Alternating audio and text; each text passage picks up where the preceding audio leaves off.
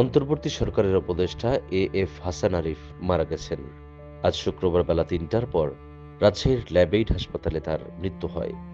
ল্যাবএইড হাসপাতালের জরুরি বিভাগ সূত্রে জানা গেছে, হৃদরোগে আক্রান্ত হয়ে হাসান আরিফের মৃত্যু হয়েছে। হাসপাতালে নেয়ার পরই চিকিৎসকরা তাকে মৃত ঘোষণা করেন।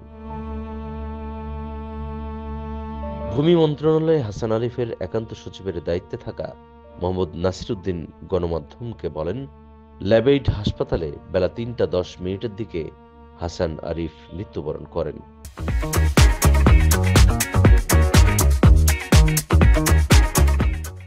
হাসান আরিফ তার কর্মজীবন শুরু করেন ১৯৬৭ সালে ভারতের পশ্চিম বাংলার কলকাতা হাইকোর্ট থেকে।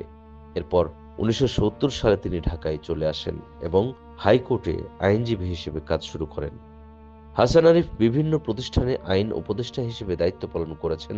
এর মধ্যে আছে সড়ক ও জনপথ বিভাগ, চট্টগ্রাম বন্দর কর্তৃপক্ষ, মংলা বন্দর কর্তৃপক্ষ, security and exchange commission, Bangladesh bank, Chittagong উন্নয়ন কর্তৃপক্ষ, চট্টগ্রাম স্টক এক্সচেঞ্জ, বিশ্ববিদ্যালয় মঞ্জুরি কমিশন লিমিটেড এবং গ্রামীণ ফোন বাংলাদেশ। তিনি বর্তমানে ঢাকেশ্বরী জাতীয় মন্দির কমপ্লেক্সের উপদেষ্টা।